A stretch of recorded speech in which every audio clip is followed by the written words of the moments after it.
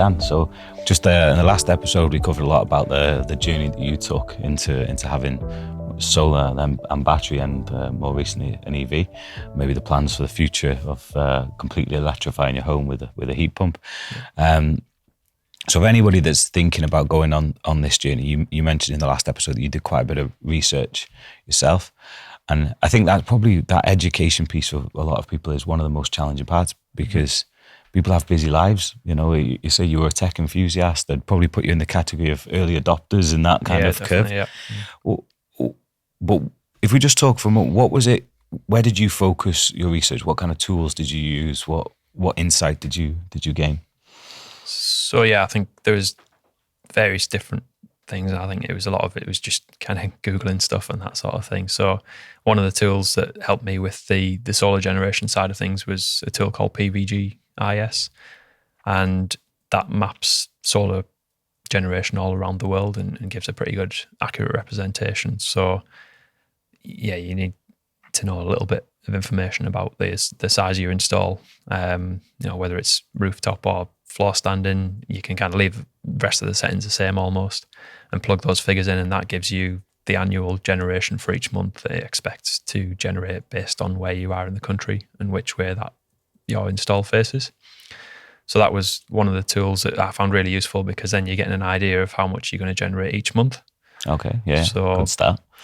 Potentially, well, for me at least, the generation in winter is not great, but it's more than made up for with the summer generation. So it gives you a good feel as to how much you can expect to generate each month. There's also some other tools as well, which I discuss on some of my YouTube videos.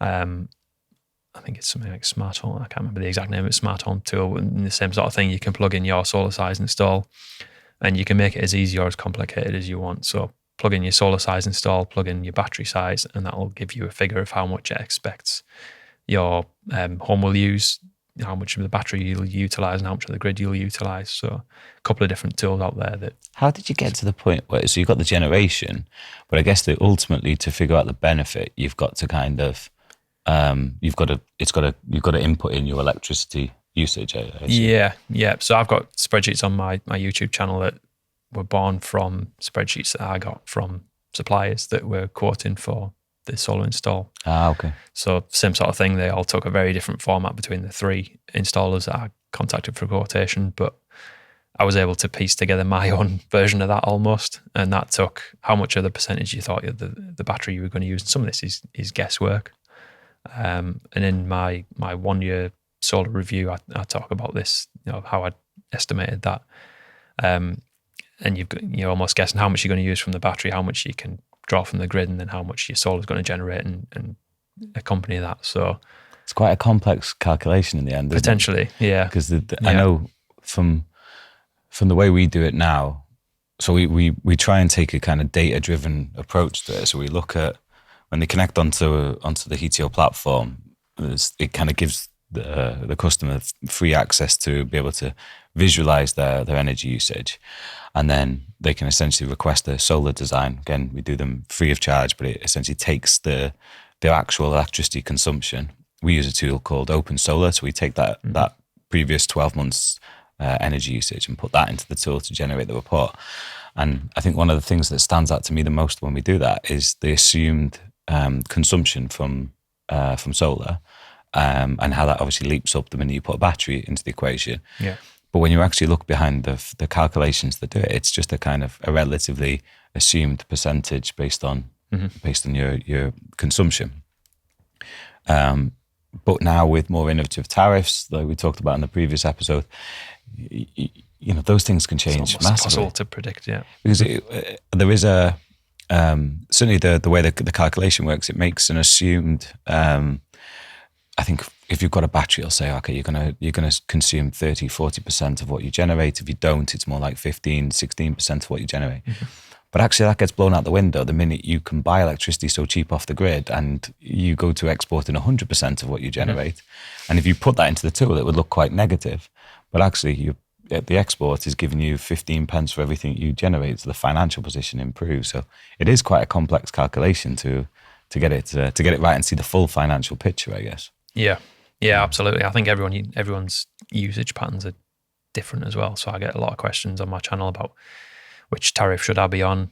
I use this much electricity per year. It's like, well, great. Now what? I need a bit more than that. Yeah. So. Yeah, and because that's the range of tariffs available, and then I would imagine the electricity profile that you would have put into the design tool when you were first using it would have changed dramatically the minute you added. Well, it probably changed dramatically just by having solar and battery, but obviously it would have changed significantly the minute you added the electric vehicle to the equation. Yeah, absolutely. You're just putting another 3,000 kilowatt hours of electricity generation or electricity need in per year than that you didn't have before. And to put that into context, so if you're putting, because that's essentially you're displacing the amount of fuel you're buying from the petrol station now with charging your electric vehicle from home. So and 3,000 kilowatt hours to some people watching this might not mean anything, but that's fairly average for a total home's energy consumption. Doubled my annual home generation. Yeah. Mm-hmm. And I guess then if you went for a heat pump in the future or added an extra electric vehicle to the equation, you could be adding another 3,000-4,000 kilowatt hours to your profile. So when you start on this journey, it's very difficult to make a kind of an assumption outside of the fact that it's very difficult to predict weather in the UK and so absolutely. These tools are available and we're trying to do some stuff with building physics models where we've developed, we've got 1 million house types now that we've kind of generated, and all kinds of different occupancy profiles, age of build, orientation, roof area, climate data. And so you can, when clients land on the platform, they share the smart meter data, they can request one of these simulations. And we get a lot of people that it's just solar, battery and an EV. And 9 times out of 10, they're blown away by the amount of electricity increase in terms of their demand. It's huge. Yeah, a tool like that would have been so useful when I was looking to install it. So yeah, I mean, I think I was, as you said, an early adopter in a lot of this technology and a lot of technologies in the past as well. But yeah, having something like that would be a great way you could map out different scenarios for different houses. But there's a lot of variables in there. Huge. And I think you've just got to take it one by one. And the first step to that is really understanding your own energy usage patterns. So how much you use a year currently, when you use it, can you shift some of that load to an overnight tariff potentially? Is there a lot of appliances or some appliances in your house that are using a lot more electricity than they should be? Have you got an old fridge that's not very efficient, that kind of thing? And just work through each of those steps to really get a good understanding of, I think that would be my first step to take on that journey. Appliances is quite a huge one, actually. When you part of the model, it segments the load. So you can look at it and say electricity and gas. Well, part of the work we've been doing is kind of flipping that into real terms, so we can segment heating load, hot water load, appliances, lighting, especially if you get the view over a year, because you start to obviously see lighting loads increase as as obviously the sun goes down. So you can kind of pick them out, or you can see kind of what we call base load when the appliances are on. But we have had them where they've come where we've seen anomalies in the data, and we start to see these spikes. And fridges tends to be, what's this thing that's coming on intermittently, constantly throughout the day, causing these, let's say, irregularities in the data. And it turns out, it's an old fridge, or where we did have one where the client had never really had any visibility of their energy before. They were right at the start of the journey, considering solar, similar kind of situation to yourself, wanted to build some confidence, but also wanted to, do I go for a solar and a battery now? What's the difference between, going for a 5 kilowatt and a 9 kilowatt battery? If I go for a heat pump now, I get the reduced rate of VAT. So I wanted to kind of run 4 or 5 different simulations on the home. And when we were looking at the smart meter data, we seen this huge spike that was happening 1 o'clock every Sunday. And they hadn't necessarily been aware of this spike before, because it was, they were just paying, as most people do, just a direct debit. Bill every month, So when we were running the model, this was an outlier. We asked them the question: is there something in your home that's causing this? And they said, no. Every Sunday we go to the grandparents or whatever. We're never there. And it turned out the teenage son, whenever they left, so they were going with the younger kids to the grandparents. Teenage son was staying at home, and he was firing up. They had a hot tub outside, and he was inviting his friends around, firing up the hot tub. And it just so happened on this one, honestly, I mean, we dropped him in it big time because on this particular day, they made the decision to kind of go back slightly earlier to see if they could identify what this load was, what was coming on. And he had 6 of his friends around in a hot tub.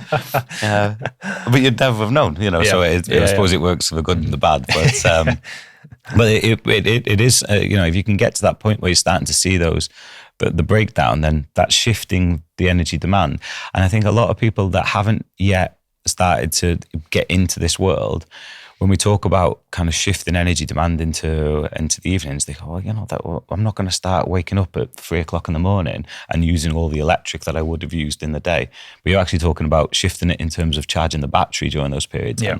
And do you find that your kind of day-to-day energy, well, just the way you operate your home, has that changed dramatically, or is it? I'm assuming you've made some shifts in the way you. To some extent, I think it's a bit of a mindset shift. I think the way mine's set up now, I think it's quite different to what the average user would use it. I think if there's different tools available, so you can set timers on newer things like dishwashers and that kind of thing. So you could set that to run overnight. But it depends how far you want to take it. I think if you could identify where you're using electricity and then take some simple steps to reduce that electricity and just get on a good tariff that is beneficial for you, then potentially that's just a simple step that you could take that doesn't make too much difference to your life. Yeah, you don't have to, because that's we've come across people, they've got all the technology in the same way that you have into solar and battery, and even down to electric vehicle chargers.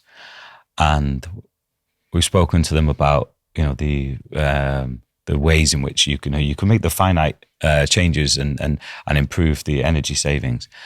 And equally, as much as we're energy geeks, let's call it what it is. But then these people they're like, I haven't got time nor the inclination to look at any of that stuff. It's just the solar's generating.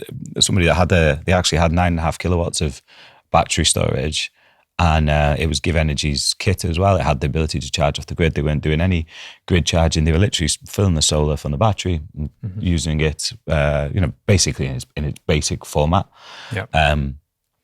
So we kind of felt like we'd stumbled across this thing when we were doing the model. We're like, you could save all this money if you start to do all these changes. They were just like, what? Yeah. They're like, and it wasn't like they were sat there on a. They weren't that wealthy that they didn't care about this thing, but it was more a case of, I have not got the mental capacity. Yeah. And that is, people have busy lives as well. Yeah. So yeah, no, it's difficult. I'd seen a stat the other day that said something like only 25% of people that have an EV are on overnight tariffs, which really blew my mind. Yeah, it's like, I don't know, it was the first thing I thought was get my EV, get it on an overnight tariff, but I don't think it's necessarily priority for some people. So I think there's a big gap there in the market and I think it's coming together now with, the likes of your products and what Octopus are doing in the energy market. I think in terms of rather than having multiple tariffs for multiple use cases, I think there's something to say where it'll track your usage and that whole optimization through, whether it's through, new technology, through AI, that kind of thing, just data-driven analysis of someone's energy usage, and then really going through and optimizing that to get to a point where you almost don't have to look at it. It's just everything is taken care of for you. You get the best deal, you're on the best tariff for you. And I think it's getting there. I think once it gets there, I think you'll see that mass adoption, but it feels like it's but it's been a long time coming. There's the finance part sits behind it as well. That's probably when we kind of connect those two parts of the products, the upfront kind of simulation functionality, and we're investing quite heavily in kind of building that more into being part of the software product.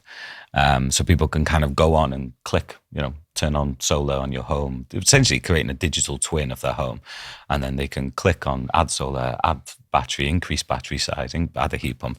So still that element of interaction, not completely taking it away from people, but training the model to learn how to do that there's an important part about making sure that that's right. And then when you make the decision of this is the technology I want to go for, if the first thing you're presented with is either a huge capital cost or a finance solution that isn't that compelling, like we've had solar finance specialists that have approached us and said, right, okay, we could put this in your platform, but the rates at which they charge for some reason just seem to be, if you met the credit profile, you could probably walk into a high street bank and get a better deal. Yeah. So we've got to kind of make the financing and the funding of these installations a really compelling argument. And I know things like 0% on VAT and for heat pumps, or for solar actually as well. And the grants that were available for heat pumps help. But a really kind of compelling, underwritten, long-term finance solution and what we found from the conversations with these more suitable lenders, let's say, is the ability to really kind of stand behind a forecasted profile of energy usage is key. The fear is that, if they have it installed and it doesn't meet what they say it's going to do, potentially you get into an element of mis-selling and things like that. Yeah.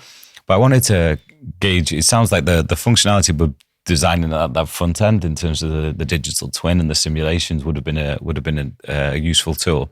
Definitely. But for us, where we think we can make the biggest change is in the virtual power plant, which is where we from the home itself, where we connect to the home and we optimize it to maximize the energy savings.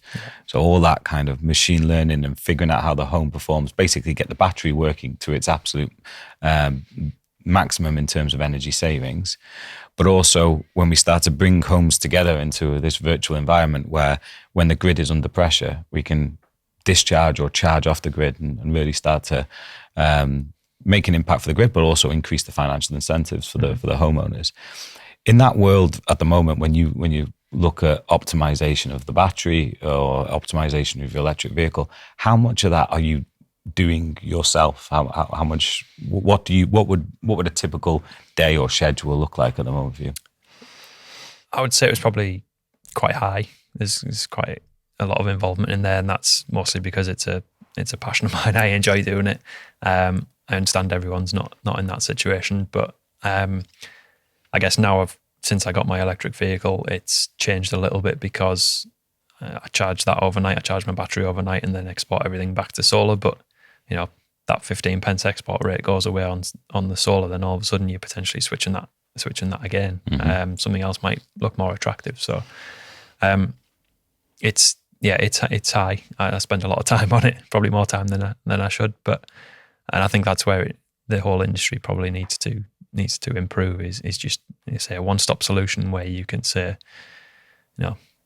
here's my smart meter data, optimize it.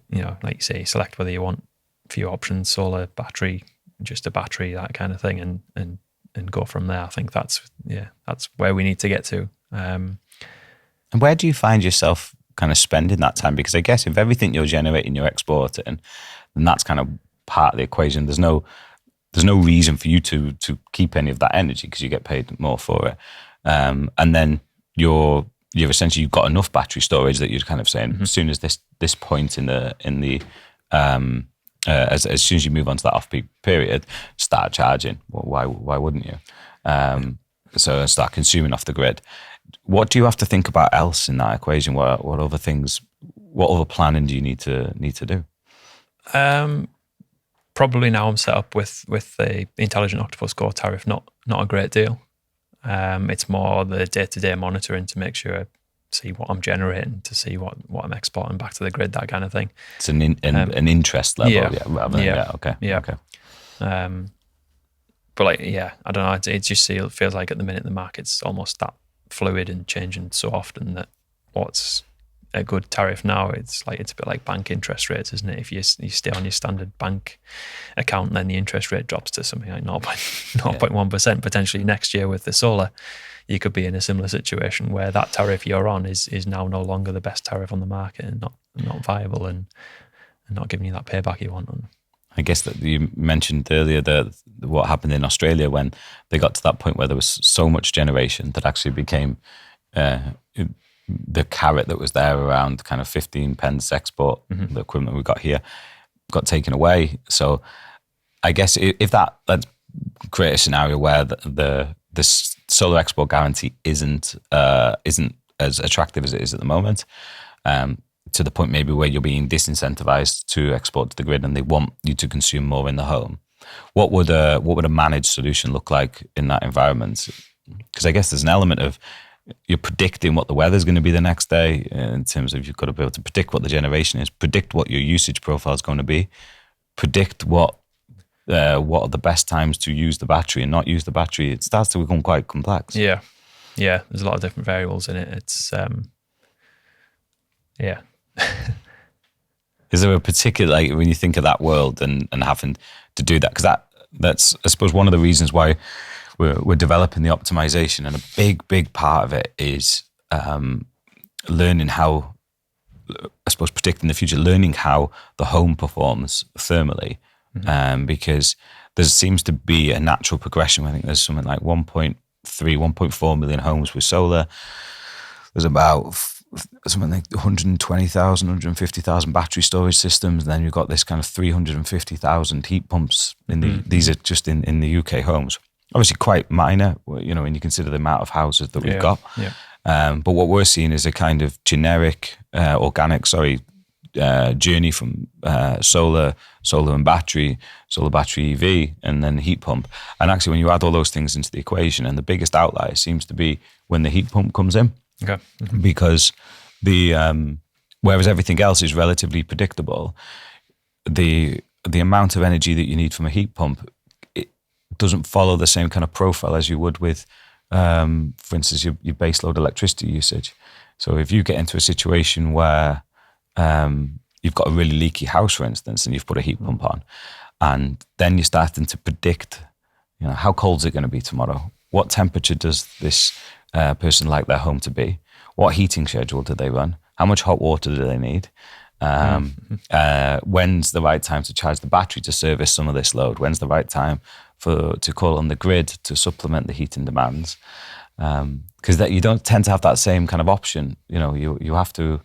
You can still heat your home when you want, but if all of a sudden it gets cold and it's 1 o'clock and you're in a peak electricity period, 4 o'clock and it's peak electricity period, should that have been done from the battery? Should we have turned it on slightly earlier and coasted through that period? So yeah, the kind of things coming down the line if you do go down the heat pump route. Yeah, definitely. It's even more variables, isn't it? I think at least it's somewhat easier to track with solar, I think, because you've got how much, if you get to a point where you know how much you used, you can roughly say how much solar is going to generate and how much of it you're going to export back to the grid. I think that's a couple of variables, and you can say you can vary it depending on the house type and that type of thing, how much you're going to use. But yeah, heating the fabric of the home is much more complex and much more variables, because you're relying on, as you say, the fabric of the home, what it's made of, and is it well insulated? Opens up a whole new world of variables that you need to consider. And I think there's an obvious benefit there to generating your own electricity. You can see that reduction on your bill straight away, whereas with heat pumps, I think you're kind of almost comparing like for like in terms of bills, unless you have solar and battery to go alongside that as well. So yeah, the more we've done these models and modeling it with tariffs and things like that, heat pump on their own, it's a very difficult one. It's still a kind of call it a bit of a gateway drug for some people. Yeah. They kind of, because it's a moment in time. Certainly, if your boiler breaks, people's heads are up and they're kind of, is this the time to be considering a switch to a different technology? I think when we spoke earlier, you said, if maybe I'd consider it in when the boiler breaks in 3, 4, 5 years time. Yeah. But does the thought of that added layer of complexity in terms of the work you do with your energy system at the moment. Obviously, quite very into it and managing it. When you add a heat pump into that equation, that's going to increase the level of, I suppose, interest and monitoring and engagement that you're going to have with your own energy profile. Does that, as a energy enthusiast, does that make you go, yeah, I want to see more, or is it actually, this is already enough and more of it? Yeah, I think I'd want to see more. It's another gadget to play with, isn't it? So.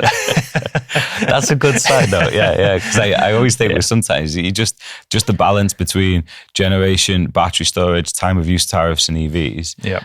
That can be a kind of cognitive load to people that just goes, okay, I've got enough now. I don't need to worry about anymore. But no, I think it presents a wider opportunity as well, doesn't it? I think before the energy transition, I wasn't as keen on this type of stuff as I am now. I think there'll be a lot of people as they get into it that become more enthusiasts and more interested and understand. I remember watching something maybe 10 years ago, and they were trying to on TV, and they were trying to get people to decipher their energy bill and how much they were charged, and it was just like the minds were totally blown. I think it's given people an awareness that they didn't previously have of their energy usage and of the options that are available. So maybe I think that there's a lot of misinformation out there. There's a lot of negativity around certain things, but I think if we can, as a whole over time, change that narrative to bring people along with us, and maybe we get a lot more enthusiasts like us. Got to be, isn't it? For so many people, understanding what the challenge is in front of them, being able to make an educated decision on the journey they go on, and we obviously see hundreds of energy bills. To register on the platform, all you've got to do is you create your username and password, and then you've got to upload a copy of your energy bill to essentially validate that you live in that house. Yeah. So we see hundreds of energy bills coming through, and we kind of, with the system automates the validation checks, but we do pick them out, especially when we're running the simulations, just to see, are they on anything unique in terms of tariffs. And some of the bills, different suppliers, different formats, but some of them are so complex. Even for us who are seeing so many, we've seen ones where people are on their standing charge changes on a daily basis. Right. So we've seen people that are paying significantly higher than they should for their standing charges as well, but getting a more attractive lower rate. And when you actually speak to them, they're like, yeah, but the rate I got told, it was whatever, 22 pence, but I'm getting, and everyone else was charging me 27. So it looks quite attractive, but actually the standing charge was way, way higher. And collectively, actually, when we simulated it against an alternative energy supplier, the savings if they went with a more standardized tariff, they'd have been saving a lot of money. We've seen people come through that they're actually on some of these exciting new tariffs coming out of the likes of Octopus with no technology to support it. Right. So they're just paying far higher in the periods because they've got no way of storing energy. So there's I think simplifying that and delivering it in such a way that is standardized and people can actually view it and make informed decisions is going to be a critical step to seeing an increase. Yeah. But yeah, I think we've got a lot of challenges in front of us to get to that point. But what do you think, if you had a message for the industry coming from where you've been, what would be the first thing that you would change? What would be the thing that you think will get mass adoption or starting to engage people in this journey? I think a lot of it is collaboration between companies. So there's a lot of new startups and established companies out there that this is a real opportunity to do something different that we've not seen before. And I think working together, I think is going to be absolutely key. So pulling on various different strengths. So I think in some ways, for the traditional gas and electricity companies, they're maybe too far behind the curve already in terms of implementing new products. But I think these new technologies that are coming along, being able to analyze the data like you guys are doing and collaborating on that with others in the industry, I think is going to be absolutely key. I think there's obviously that brings with it risks as well. But yeah, I think the only way that we're going to get there is collaborating across different industries and You know, We've got to be better at it, hasn't it? It's got to be the shared learning. And where do you mentioned before you've got all kinds of different apps and monitoring systems on your phone. One of the things that we've heard quite a bit is this kind of, I suppose the industry term is kind of interoperability, the ability for things to kind of work together and collaborate. The technology itself, when it's landed in the home, you've got you mentioned you've got the Tesla for the EV. You've got Give Energy battery storage and inverter. What have you got in terms of the EV charger? Zappy. So you've got My Energies. Yeah. So, I mean, are we talking? I'm assuming the Tesla comes with its own app as well. So you just across those three, you've got three separate apps. Yeah. All giving different varieties of information. Slightly different import and export each month. And then you put a Samsung heat pump in, and you're going to get the Samsung app to control that. So it does become a lot. And I also think there's a bit that sometimes gets missed in some of this. And we actually had a client the other day. So they've got solar, they've got solar battery and an inverter. Wanted a simulation for a heat pump, so no problem, capture all the information. And we wanted to do the integration with the existing storage system to see, rather than kind of predicting what the usage was, if we could, anything we can use as real-time data was obviously improved. And I don't know, I haven't got access to the app. Obviously when it was originally set up, the first person did it and had all these apps, but then they've moved and the new person coming in hasn't necessarily got access to it. How would, just out of pure interest on it, taking with the Give Energy kit, the next person that, if you were to sell the house, how does that person get access to the battery? Do you have good question? Yeah, but it's not like I don't know if they would just need my login details and that would do it, or whether they need something to for Give Energy to reconnect that. It feels like it, because it's kind of like they'd have to validate that they are, because I guess if I turned up at somebody's house and I don't know, there was a QR code and I scanned it, but at the same time, what's to say now I'm starting to view, okay, not necessarily completely sensitive information, but I know within the Give Energy side, I can view, you can view your tariff, you can, I suppose you're going to have some way of validating that you're the new homeowner and switching that over. Maybe I'm sure there is some way, I'm just not aware of it, but it's... he was going the equipment in the end, it wasn't Give Energy, Fox, I think, or something. But he kind of faced the challenge of he had all this equipment, see the interest that can be gained from having it. I had no idea what to do with it. Yeah. So it's a bit of a. So it's kind of one of the things that we try and work with, is saying that actually from a manufacturer perspective, trying to be as independent as possible. So the ability for you to have you Give Energy EV charger, your My Energy battery, your smart meter data all feeding into one place. But it'd be really interesting when we start kind of bringing those things into a platform to understand, because I always think it's interesting what different people want, because I would imagine as an energy enthusiast, you'd be really keen to see a lot of this information in the graphs. Where you speak to some other people and they're just like, I've got no interest in looking at any of this stuff. Yeah. How do you find it in your own household? Do you find, obviously you're interested in this stuff, do you talk to your wife about it? Yeah, I talk to her. She pretends she's interested, I think. Tends to be the way, yes, it's somewhat of an interest, I think, but nowhere near. She kind of just leaves me to that as my little thing that I do, and so I think she's happy when she sees the reduced bills and that kind of thing, and less money coming out each month. But generally, she's got no interest in it whatsoever. But I suppose that's actually a testament to the way you've introduced it into the family as well, because I guess you haven't made anybody make dramatic changes into the way people are using the home to fit in with the technology, because there's that kind of term of sustainability without compromise. Can you achieve this without making everybody get up at 3 o'clock in the morning and start having the showers and stuff? So there's the odd time I'll tell her off for having the oven and another appliance on at the same time, but if it starts drawing from the grid. But I think that's the point at which you get told to make your own tea or something. I tend to find that it's easier just to bite my lip in instances like that for the sake of a Safer, couple of pence. But yeah. And have you looked at anything like we had a couple of guys on the other day talking about ripple energy, the wind, wind and solar farms.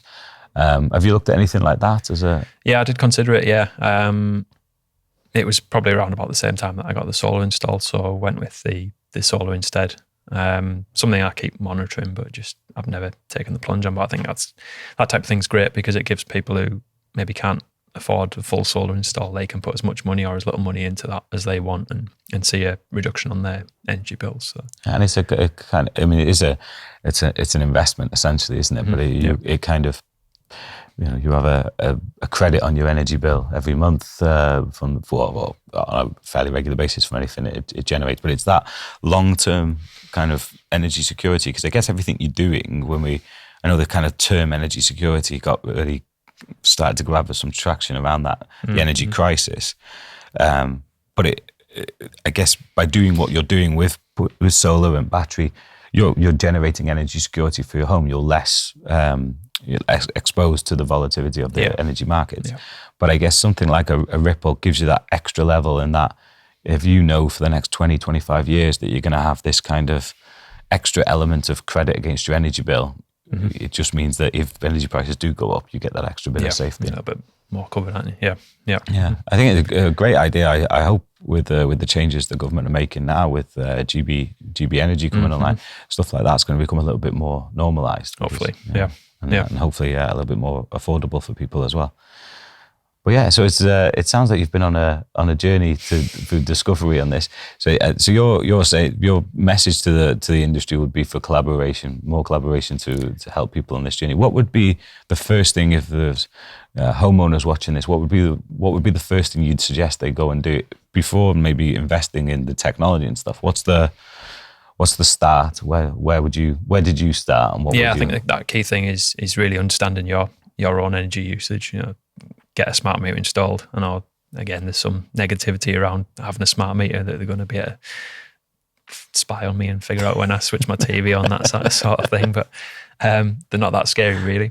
And it just gives you that understanding of what you're using when you're using it. I think that's key.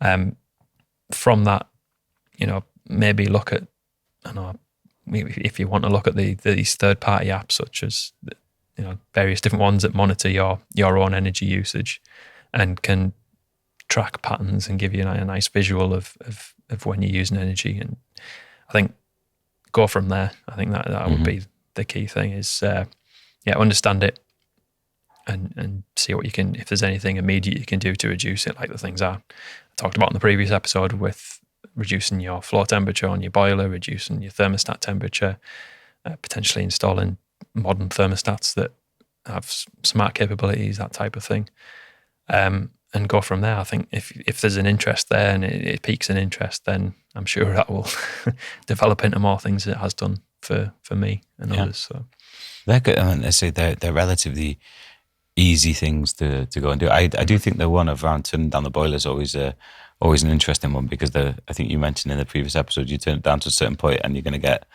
cold on it. But the turning down the boiler is you've kind of have a dial on the front. I think in a lot of these it's kind of like 1 to 5, so people don't necessarily know. But was yours just at maximum? Full complete maximum. Yeah. So at the time, I don't know why we did it, not really understanding what it did, but there was an eco mode on it. So in the summer, we used to turn it down as far as eco mode, and that was about as far as we went, and then back up to full again in winter, not really understanding that, what we were doing by turning it up and down. So, just turned it down to what was a reasonable temperature. You can kind of tweak it to test what's too cold, what's not warm enough, and just go from there. I think because that's the thing with them, they don't really have a temperature on, do they? So when you turned it down on the dial, did you go down to 1 first and then start? Well, mine did have mine's a quite modern one, so it did have a temperature gauge on, so you could turn that down. So I think so I could turn that down. I think it turned it down to maybe 50 degrees at first, and then see how that goes, and then tweak it from there. Yeah. and it's at a point now where it sits at that low temperature, and it takes a little bit longer to warm up when we put the heating on when we go in. But once it's warm, it stays at a nice temperature. It doesn't just kind of heat everyone up and then you turn it off and it drops. What was the temperature you found? I think it was in the 40s, mid 40s. So it's probably one of the things I'd read was that it's a good indication as to how suitable your house is for a heat pump. It's like a heat pump trial. Yeah. So if it runs quite comfortably at 45, we could maybe go a little bit lower potentially, but runs quite comfortable at 45. So are you finding any particular rooms struggle more than others, or?